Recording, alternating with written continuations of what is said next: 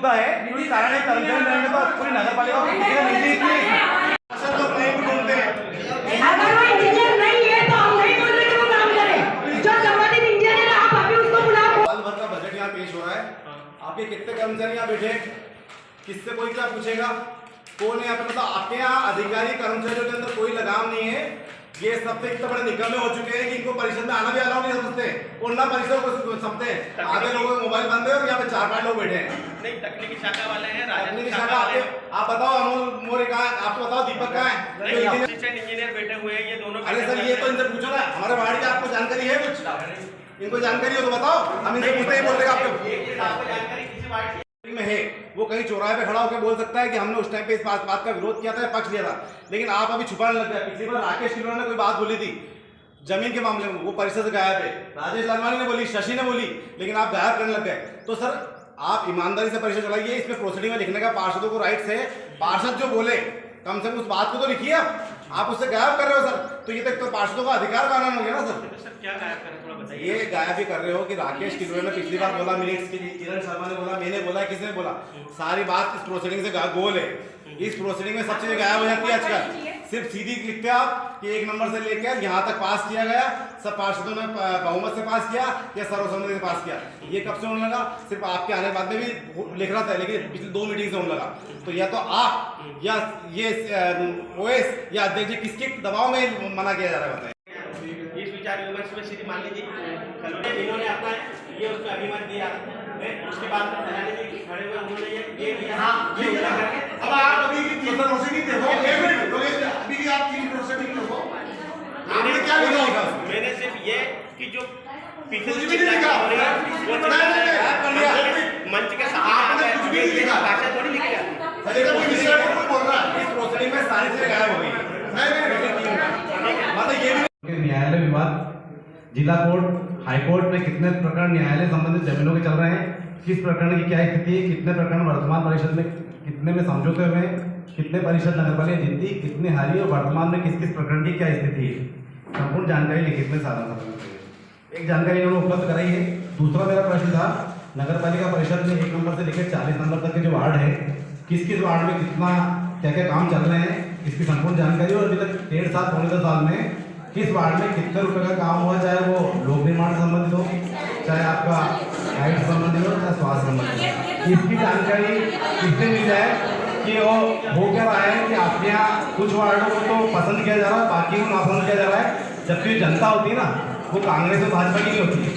जनता में हो सकता है कि हर वार्ड में कोई भाजपा का नेता हो, आम नाम देने का अधिकार कारखाने मंत्री उसमें तकनीकी रूप से बहुत सारे प्रश्न करता है जिनका जवाब हमें देना पड़ता है। कोई भी बड़ा काम है तो नियमानुसार उसकी स्ट्रक्चर डिजाइन करानी होती है। पॉलिटिकल कॉलेज नहीं है क्या मान ही कर सकते? और जब मैंने महोदय सीओ महोदय मैंने इतनी बार इनको 3 बार कहा, लेकिन उन्होंने उस बात को हंसी में डाल दिया। अगर 3 करोड़ रुपए एक सुसज्जित एक अच्छे पिकनिक स्पॉट के लिए 3 करोड़ रुपए दिए गए, वो 3 करोड़ रुपए अभी तक आपने 1 साल में उसको कितना प्रोसेस में लाए? मुझे इन 2 बातों का जवाब दीजिए। शायद मुझे लगता है टेक्निकल आप इंजीनियर हैं, हमसे ज्यादा आप अच्छे से जानते हैं। अभी तक क्या है?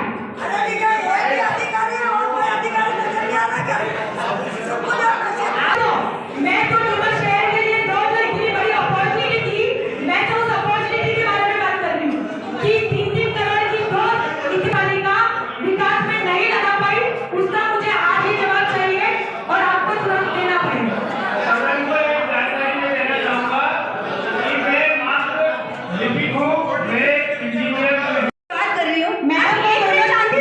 चुप हो चुके थे, उसके बाद मैंने माही अब आप मेरी बात सुन के बताएं।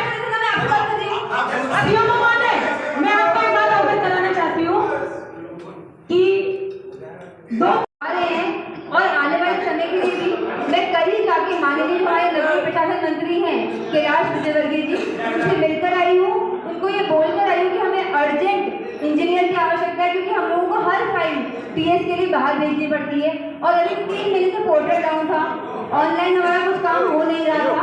तो सारी समस्याओं का ज्ञान और संज्ञान हमें भी रहे और ये भी आप लोग जाने की परिषद हम सबसे मिलकर बनती है। ये अकेली ना मेरी है ना आपकी है, हम सब मिलकर परिषद बनाते हैं और एक लोकतांत्रिक व्यवस्था ये भी जरूरी है। सदन की एक गरिमा होती है कि सदन का जो सदस्य होता है यदि वो जानकारी मांगता है तो उनको जानकारी देनी पड़ती है। और अगर ये कोई गलत बात है कि आपने मेरी बेइज्जती कर दी, सबको करेगा।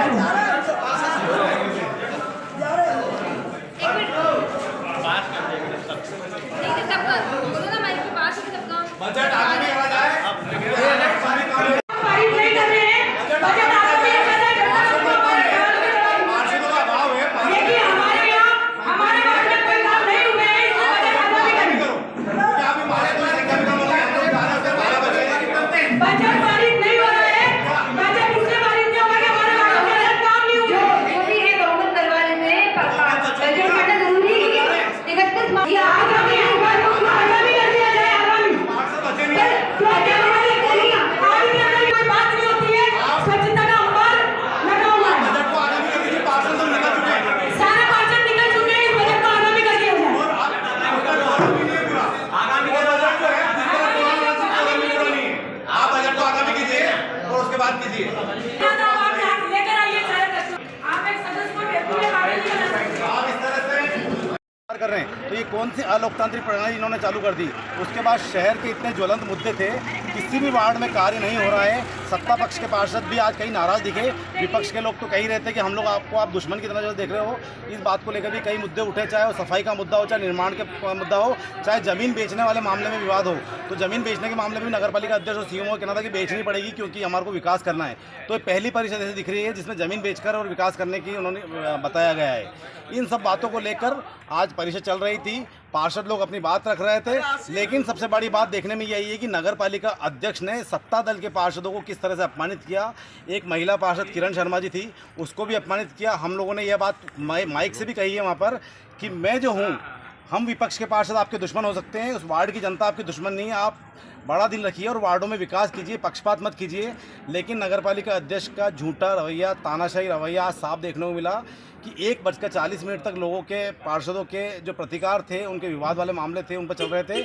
उसके बाद जिस तरह से नगरपालिका अध्यक्ष ने एक पार्षद का अपमान किया और पार्षदों की बात सुनने से मना किया, इस बात को लेकर पार्षदों ने मीटिंग का बहिष्कार किया और सारे पार्षद जो है मीटिंग का बहिष्कार करके चले गए और बजट को आगामी कहा है। क्योंकि कारण ये है कि बजट सिर्फ दिखावा और हवाई बजट इन्होंने बताया था। हम ज़मीन पे उस पर पूछना चाह रहे थे, ज़मीन पे उनके पास कोई शब्द नहीं थे। इस कारण हम लोगों ने पार्षद दल ने, सबसे बड़ी बात है कांग्रेस पार्षद दल के साथ साथ भारतीय जनता पार्टी के भी कई पार्षद दलों ने मीटिंग का बहिष्कार कर दिया था। और आप देखिए कि उसमें वैसे भी कांग्रेस के लेकर क्या मानने का बहिष्कार किया आप लोगों ने? पूरी मीटिंग का बहिष्कार किया है। अगर नगरपालिका अध्यक्ष आप लोगों की मीडिया के मार्फत से सुनने में आया है कि वो किसी मीडिया को केरी के पास, किसी को केरी फेल, तो साफ साफ दिखता है कि नगरपालिका अध्यक्ष एक संवैधानिक पद पर बैठकर किस तरह से झूठ बोलती है। अगर किसी भी मीडिया कर्मी के पास में इस बात का वीडियो फुटेज हो कि बजट पढ़ा गया और बजट पास हुआ, किसी ने हाथ खड़े करे, पहला प्रस्ताव भी अगर पढ़ा गया हो, तो मैं आज ही पार्षद पद से इस्तीफा देने के लिए तैयार हूं। लेकिन नगरपालिका अध्यक्ष को इस तरह महत्वपूर्ण पद पर बैठकर अशोभनीय तरह से इस तरह झूठ नहीं बोलना चाहिए। ये एक तरह से लोकतांत्रिक व्यवस्था के मजाक उड़ाया जा रहा है। जी, ऐसा तो कुछ नहीं है। सारे कर्मचारियों से, अधिकारियों से जो चर्चा हुई है पार्षदों की, तो जो भी पार्षद रहे हैं, पक्ष के विपक्ष के, जो भी दिक्कतें आई है उसके लिए अधिकारियों को बोला है कि और अच्छे से काम करें। क्योंकि जो काम जितने बताए जा रहे हैं पार्षदों द्वारा, सारे तो संभव नहीं है। आर्थिक व्यवस्थाएं भी अभी इतनी ठीक नहीं है नगरपालिका की, जैसा आप भी जानते हैं कि अभी इतना बजट है नहीं हमारे पास कि हम सारे काम करवा सकें। जितना भी बजट हमारे पास है उसमें हम ज़्यादा से ज़्यादा अच्छे से अच्छे काम करवाने की कोशिश कर रहे हैं। और रही बात अभी बजट की, तो इसको लेकर जो थोड़ा सा आपस में मतभेद रहा और ऐसा कुछ अभी क्लियर स्थिति नहीं बन पा रही है क्योंकि बजट डिस्कशन हो नहीं पाया। और अभी बजट पढ़ने ही नहीं दिया गया आप लोगों को। जी, बजट बस स्टार्ट ही हुआ था, तो अभी स्टार्ट ही 3 नहीं हो घंटे पाया। परिषद की बैठक चली है और पार्षदों ने अपनी अपनी समस्याएं रखी है। बजट पर तो अपन पहुंच ही नहीं पाए। जी, बजट पे अगर किसी आने भी वाले प्रस्ताव समय में पे करते हैं नहीं पहुंच पाए आप। जी, कुछ लोग तो बोल के गए हैं कि सारे पास हैं हमारी तरफ से, आपने देखा ही सुना ही अभी कि दो जने से माना जाए कि नहीं, 8-10 जने बोलते कि निकले हैं कि पास है, कुछ बोल के गए हैं कि अभी आगामी कर तो देते क्या हैं। माना जाए, बिना तो पढ़े बजट उनसे पास लिखित- माना जाए? नहीं, उनसे लिखित में ले लेंगे जो पास, अगर पास हो जाता है लिखित में अगर बहुमत है, वरना आगामी में बुला लेंगे, हमको तो कोई दिक्कत भाजपा नहीं की बहुमत की पार्षद है, आप बोल रहे बहुमत है, तो क्या भाजपा ही आपस में यहाँ पर लड़े जा रहे हैं बजट को लेकर? तो किसको बहुमत मारे आप? देखिए, बात हमारी यहाँ पर पार्षदों की ये नहीं होती कि कौन भाजपा है कौन कांग्रेस है। आपस में जो भी मनमुटाव हैं, जो भी दिक्कतें हैं, अधिकारी, कर्मचारी, पार्षद जो भी हैं, तो उनको लेकर कोशिश ये रहती है कि सब काम अच्छे से हो, शहर हित में हो। और ये हमारे लिए समझना ज़रूरी है कि बजट जो होता है वो अभी 31 मार्च आ रहा है, आचार संहिता भी लगने वाली है, तो ये एक समझदारी होती है कि हम पहले शहर हित को सोचें, फिर अपना पर्सनल कोई बात रखें। ओवरऑल हम बात करें, ज़रूरी आज प्राथमिकता बजट थी। आपके ही पार्षदों ने बजट पे आपका साथ नहीं दिया देखिए, ना। सारे पार्षदों ने मेरे सब सारे पार्षद मेरे हैं। मेरी ऐसी सोच नहीं है, मेरी ऐसी नीयत नहीं है और मैं ऐसी बात भी नहीं आज करती की हूँ। बैठक से सारे पार्षदों का कुछ जो आपस में जो उनके मनमुटाव हुए हैं, जो भी अधिकारियों से, कर्मचारियों से नाराज़गी रही है, और उसको लेकर अब आगे चर्चा करेंगे। कुछ पूछ रहे हो दीपक जी? 31 मार्च के लिए का दौर होगा क्या? जी, कोशिश करते हैं। मैडम, वैसे हम PIC से करा है। मैडम, अब इसमें अवैध कॉलोनी को वैध कर दिया गया शासन द्वारा, उसके बावजूद उनको अभी तक सुविधाएं नहीं दे पा रही। ये मुद्दा भी जोर शोर से उठाया है। देखिए, आप लोगों को भी पता है, मैंने पहले भी बताया है कि 50 करोड़ की जो राशि खर्च होगी अवैध जो कॉलोनीज़ हैं उनको वैध करने में, तो 51 कॉलोनियाँ इसमें आई है और 50 करोड़ रुपए की राशि की आवश्यकता है। नगर पालिका की अभी करंट स्थिति -2 करोड़ है। तो जब पैसा आएगा, शासन से अनुदान हमने मांगा है, हम लोगों ने CM साहब को भी पत्र लिखे हैं, विजयवर जी को जो हमारे अभी नगरीय प्रशासन के मंत्री हैं, तो जल्द ही हमारे पास अनुदान आने वाला है और अभी बहुत सारा अनुदान हमको मिला भी है। चाहे आप पे आरोप लगाए अनदेखी के, क्या कहेंगे आप? अधिकारी कर्मचारी ध्यान नहीं दे रहे हैं? देखिए, कोई भी जो नगर पालिका है बिना आर्थिक व्यवस्थाओं के नहीं चल सकती है। फाइलें सब तैयार है, प्रस्ताव हमने सारे पास कर दिए हैं, पर अगर ठेकेदार ऐसा बोल रहे हैं कि ऑब्वियसली कि पैसा नहीं है, अगर पेमेंट नहीं होगा तो उनका वो कैसे काम करेंगे। और नगर पालिका के पास कोई आय तो अपनी होती नहीं है। जल कर भी हमारा बहुत सारा बाकी है, संपत्ति कर के लिए भी हम कोशिश कर रहे हैं कि जल्द और मैं अनुरोध करूंगी आप लोगों के माध्यम से जनता से भी कि ये आपका जो सवाल है, मुझे ऐसा लगता है कि सवाल ही अपने आप में जवाब अगर आप देना चाह रहे हैं तो वो ठीक नहीं है। आपस में जो भी अधिकारी, कर्मचारी, पार्षद, CMO का जो भी चर्चा हुई है वो ये लेकर चर्चा हुई है कि कैसे हमें कामों की स्पीड बढ़ानी है। लेकिन ये समझना ज़रूरी है, हम भी चाहते हैं काम हो, आप भी चाहते हैं काम हो, पार्षद भी चाहता है काम हो, जनता भी चाहती है काम हो। कौन नहीं चाहता कि काम हो?